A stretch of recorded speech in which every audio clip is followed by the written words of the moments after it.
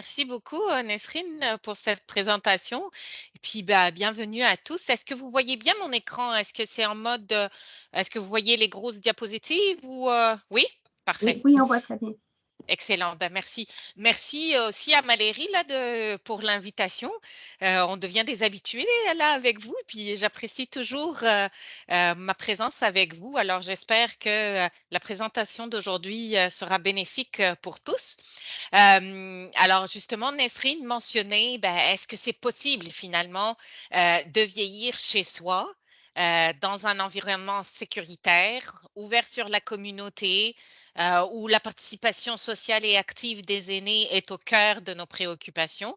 Alors, la réponse est oui. Et je vous présente aujourd'hui justement l'initiative du quartier des générations, qui est une initiative de la Fondation Berthiaume du Tremblay.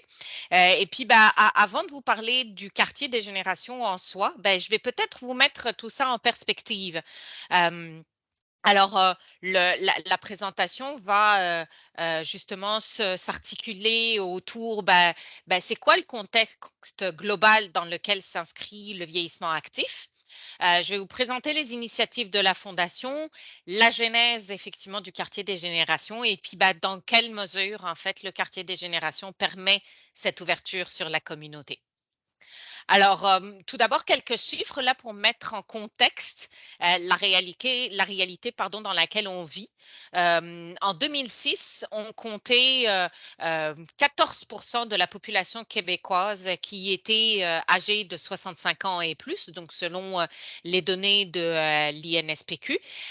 Et selon les perspectives démographiques, on s'attend à ce qu'il y ait une augmentation à chaque année. Et puis, vous voyez que la part des aînés de plus de 65 ans en 2030 atteindra plus d'un tiers en fait de la population québécoise.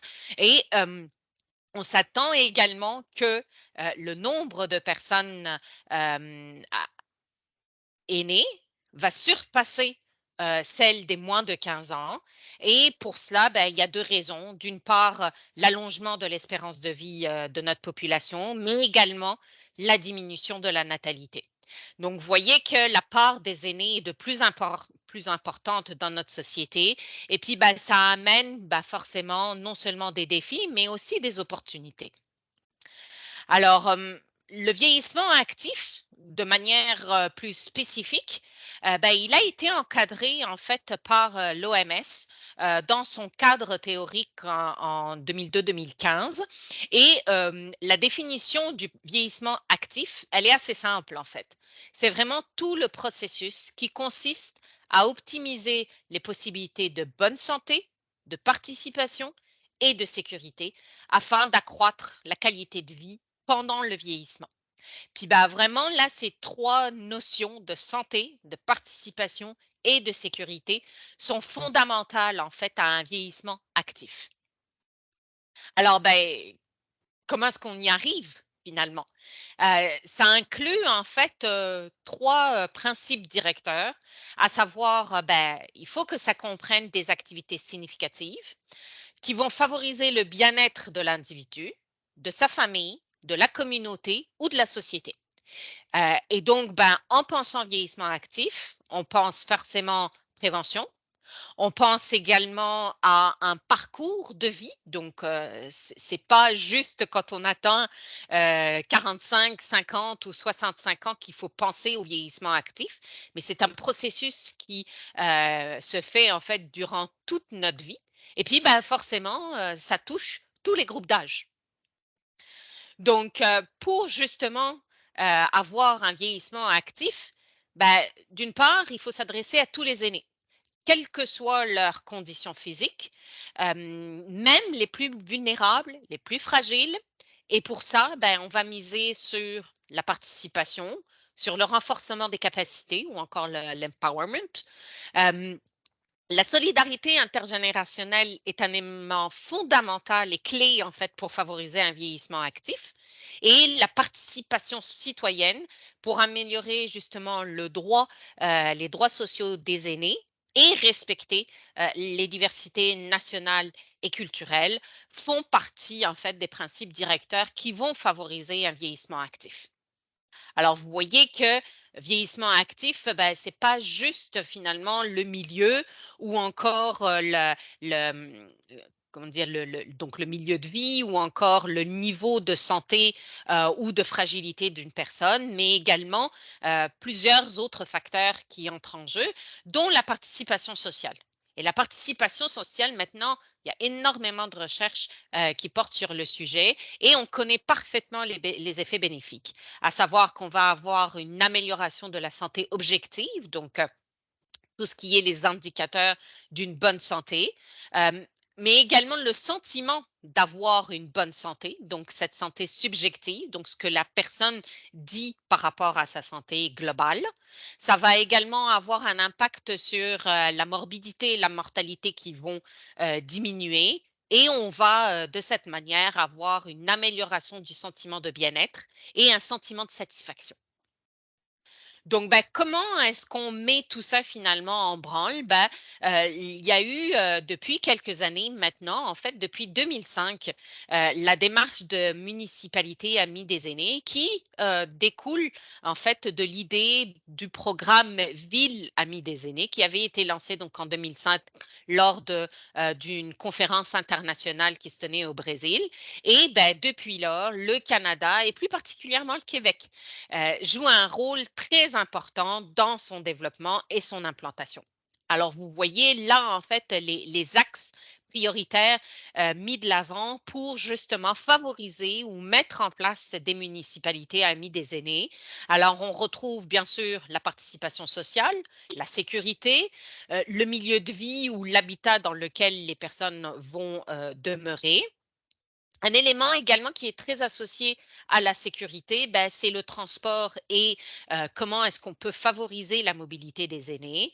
L'importance de la communication et de l'information, donc non seulement que les aînés puissent recevoir de l'information pertinente, véridique, vérifiée également, et qu'ils puissent avoir ce réseau de contacts avec lequel ils peuvent interagir.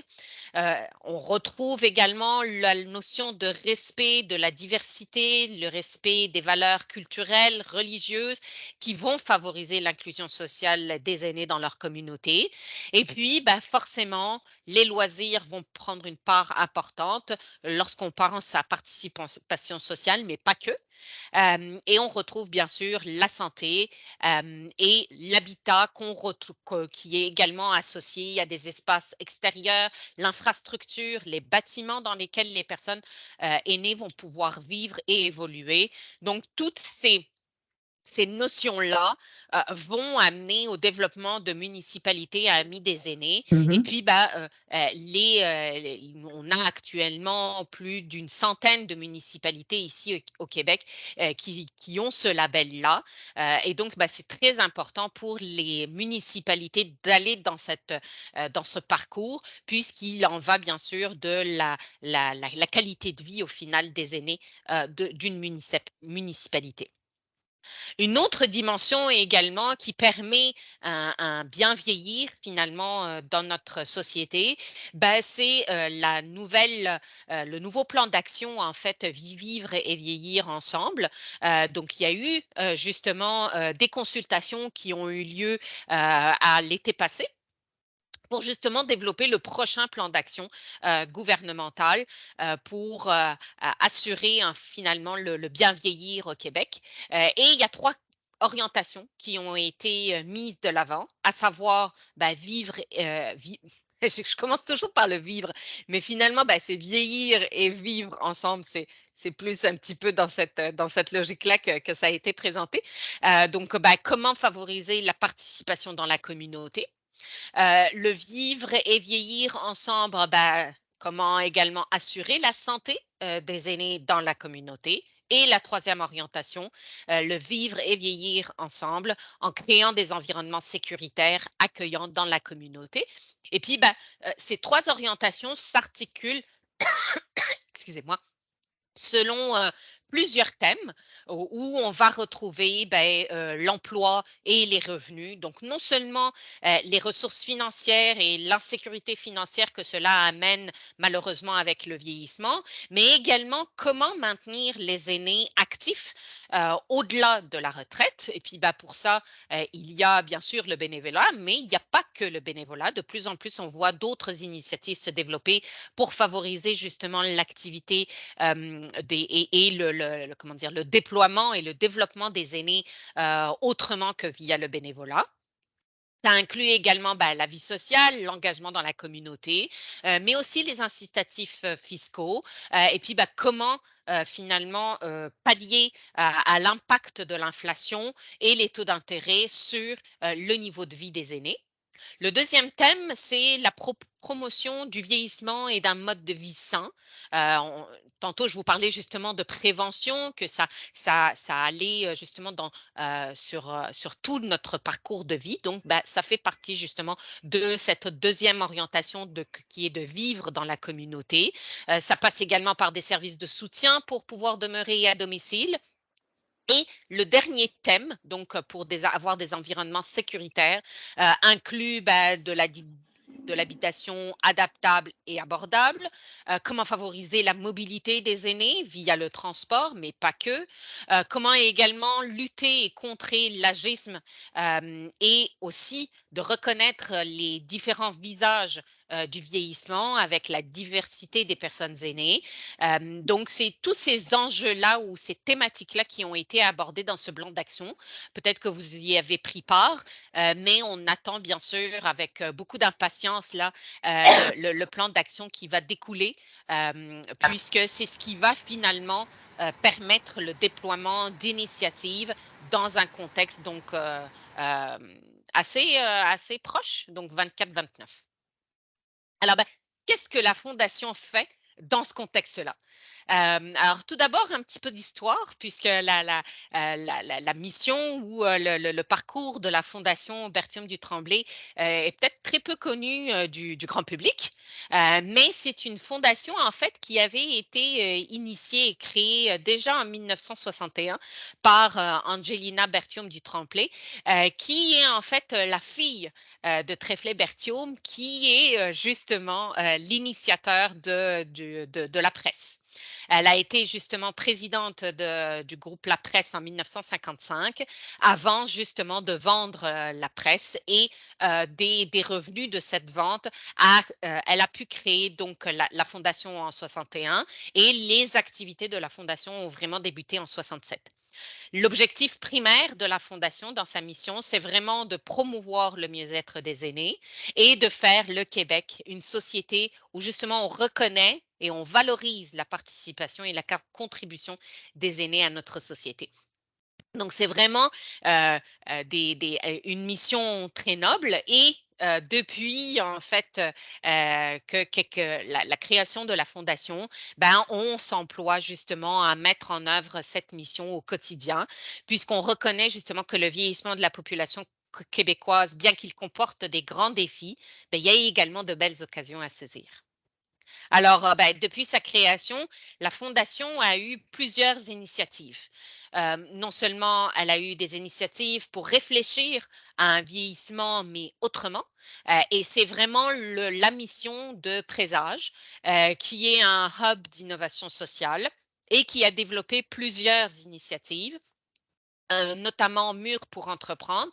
Je vous parlais tantôt en fait de comment est-ce qu'on repense en fait l'activité et l'implication des aînés au-delà de la retraite. Mur pour entreprendre, c'est vraiment un exemple concret qui vient en fait proposer une autre alternative au bénévolat pour des aînés qui souhaitent être entrepreneurs au-delà de leur retraite, que ce soit via un projet qui a été pensé, mais pour lesquels on n'a pas vraiment eu l'occasion de le mettre en application ou de le concrétiser durant notre parcours de vie. Et puis, la retraite devient une opportunité pour justement mettre à profit le temps qu'on l'on a et entreprendre, donc vraiment développer ce profil entrepreneurial chez les aînés.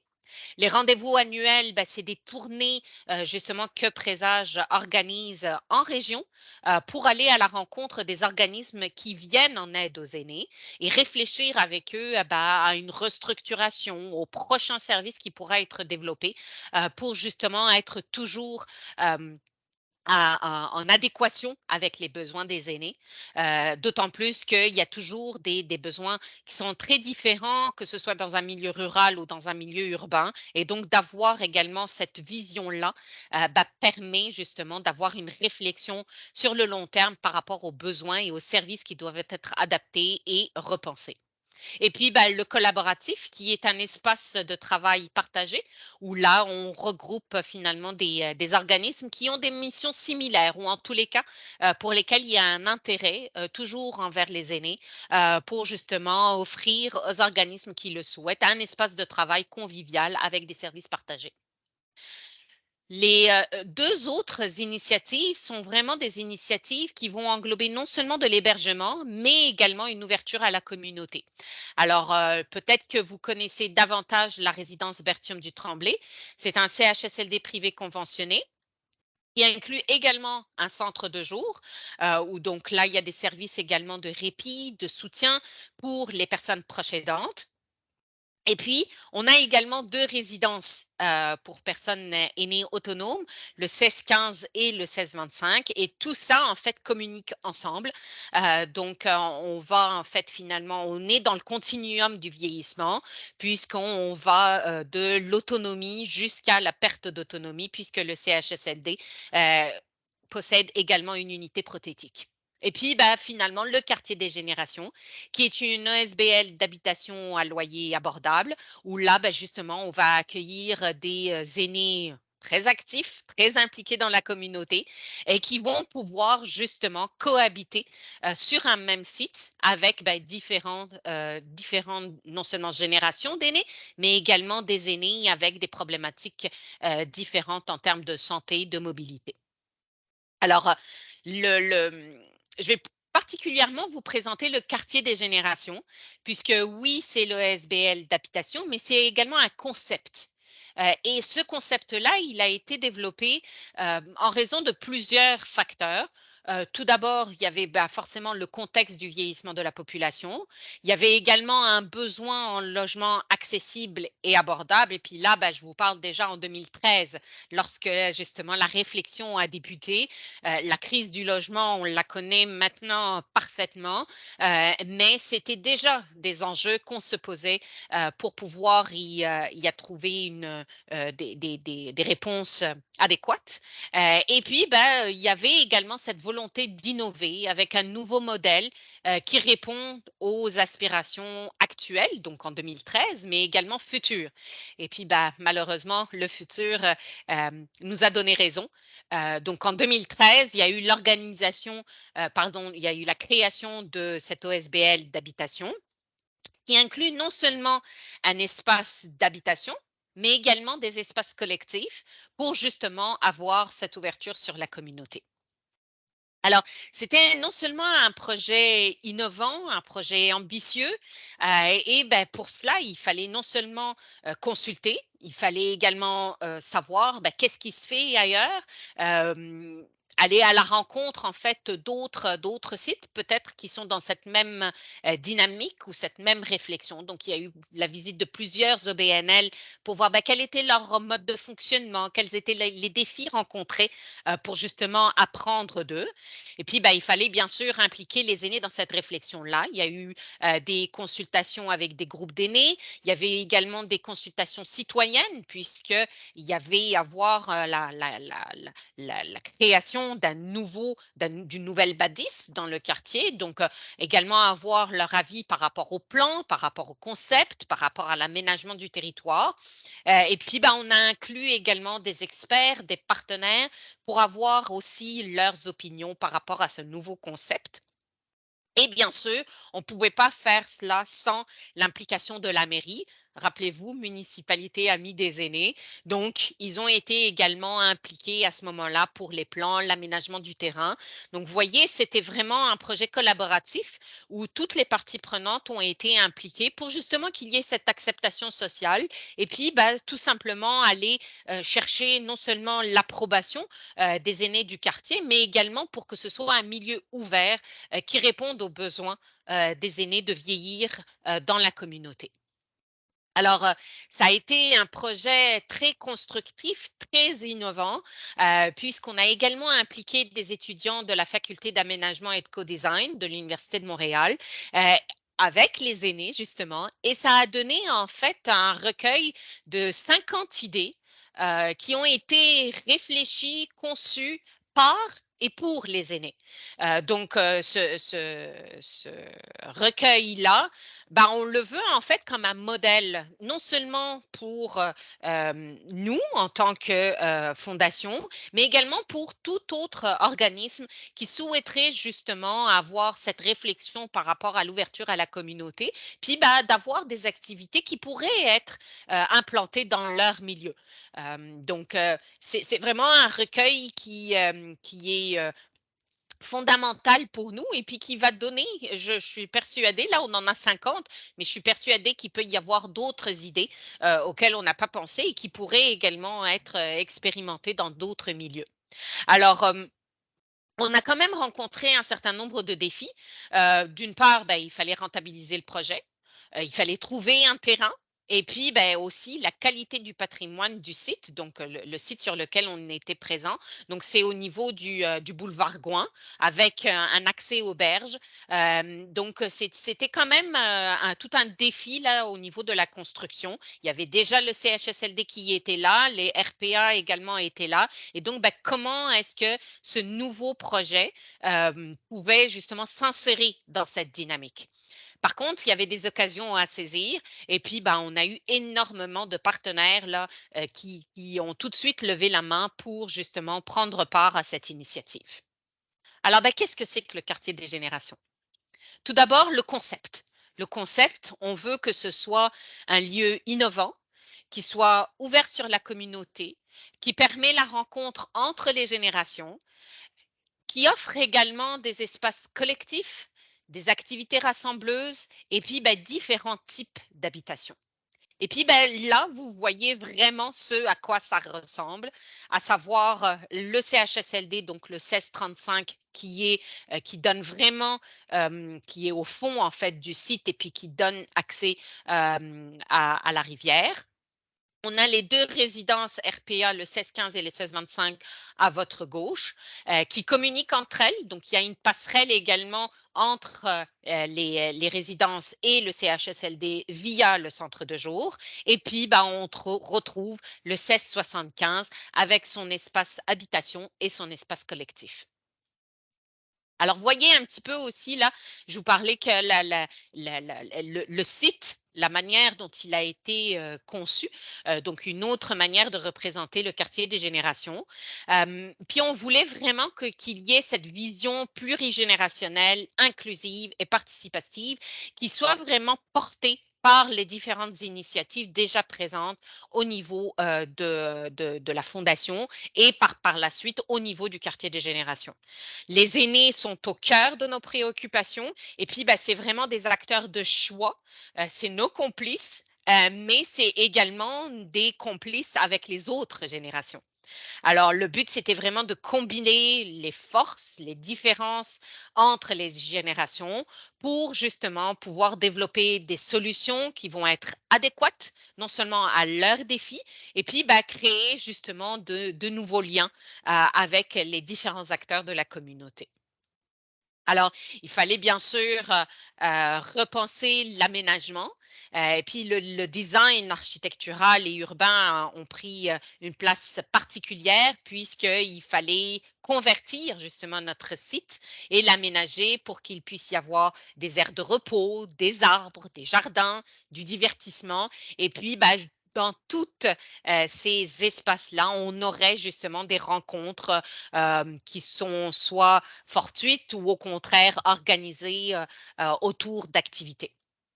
Puis ben, le quartier des générations a pris jour et c'est devenu vraiment un milieu qui va agir comme facilitateur. C'est vraiment, on le voit comme un quartier dans le quartier. Un quartier, donc le quartier des générations, dans le quartier d'Anstickville. Et puis, ben, c'est vraiment l'occasion là d'initier des projets, des activités.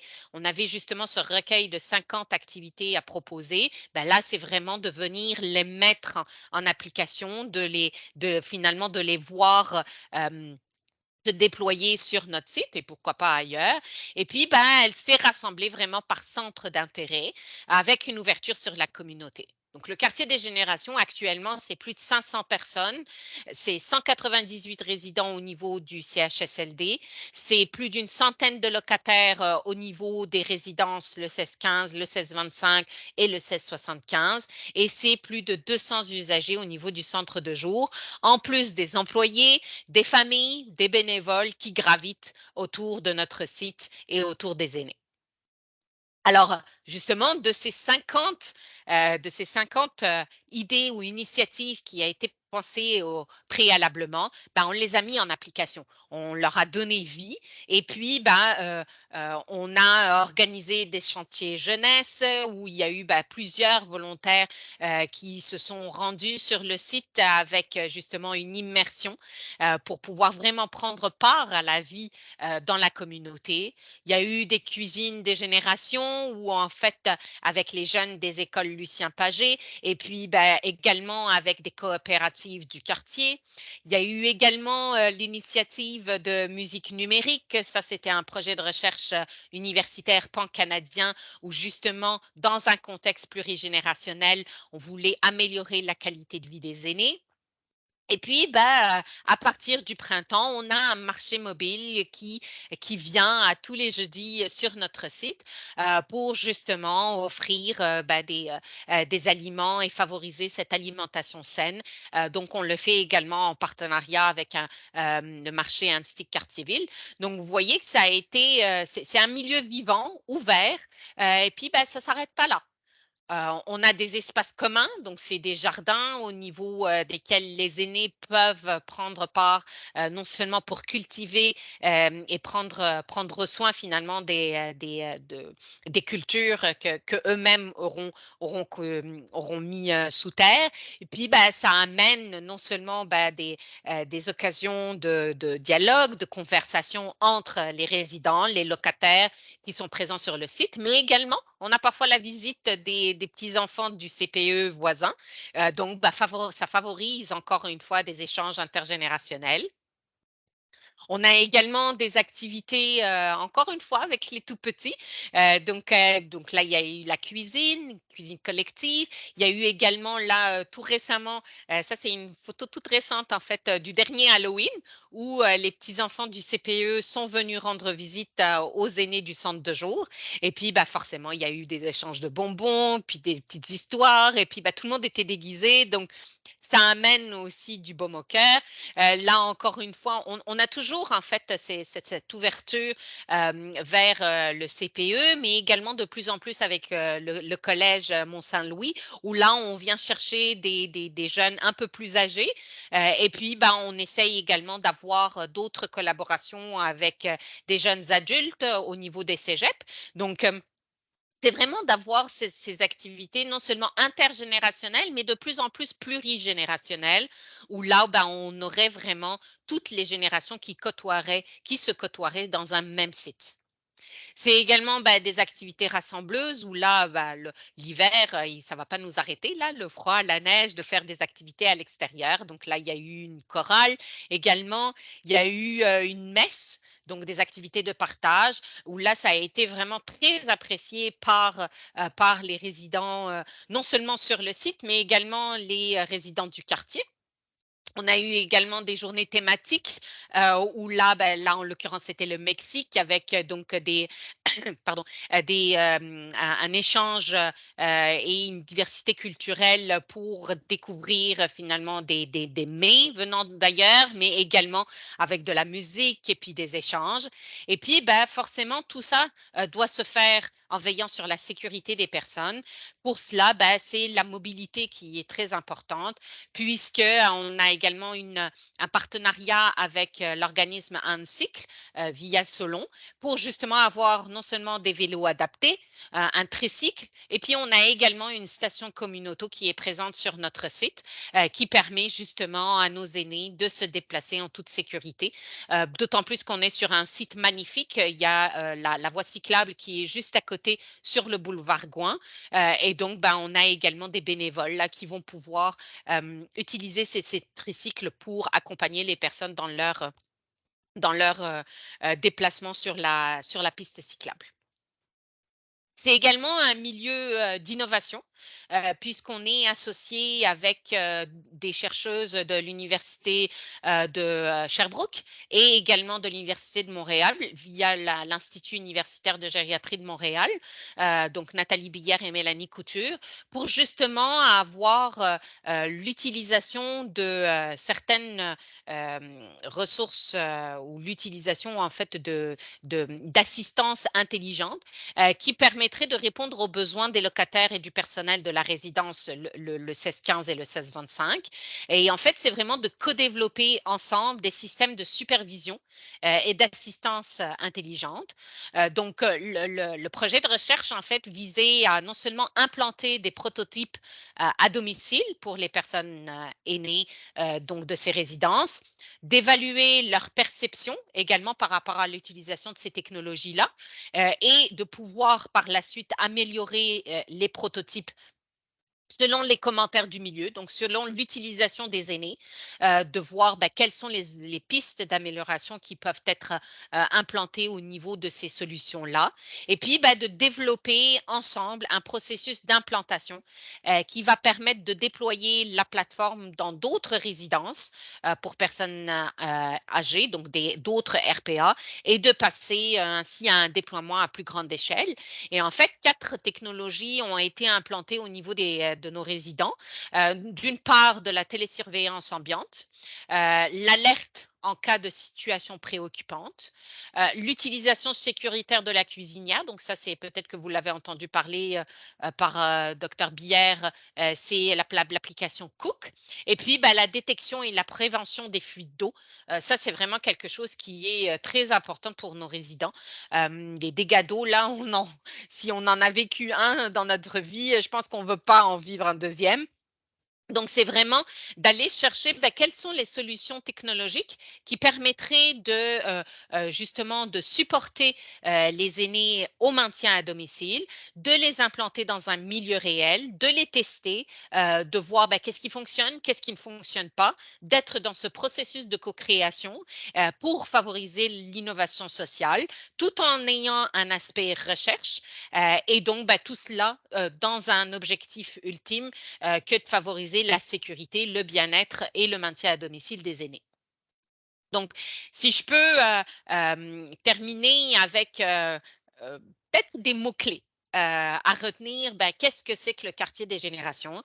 C'est un milieu de vie, tout d'abord. On a plusieurs générations d'aînés qui cohabitent ensemble, pas juste d'aînés, mais également des plus jeunes, où là, on va favoriser la participation et l'implication sociale de nos aînés, non seulement entre eux, mais également envers d'autres membres de la communauté et notamment du quartier, euh, dans un objectif ultime de favoriser leur bien-être, assurer leur mobilité et leur sécurité, et tout cela en incluant également un aspect d'innovation pour justement, encore une fois, être à la pointe de la technologie et de ce qui se passe ailleurs.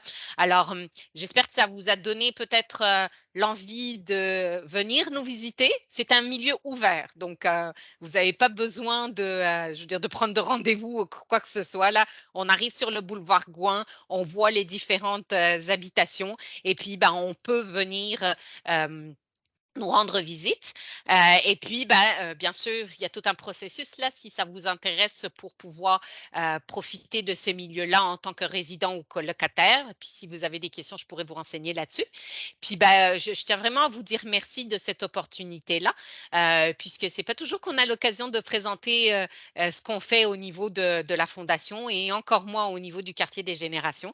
Alors, j'espère que ça vous a été intéressant, pertinent et puis, je serais vraiment ravie d'avoir vos questions.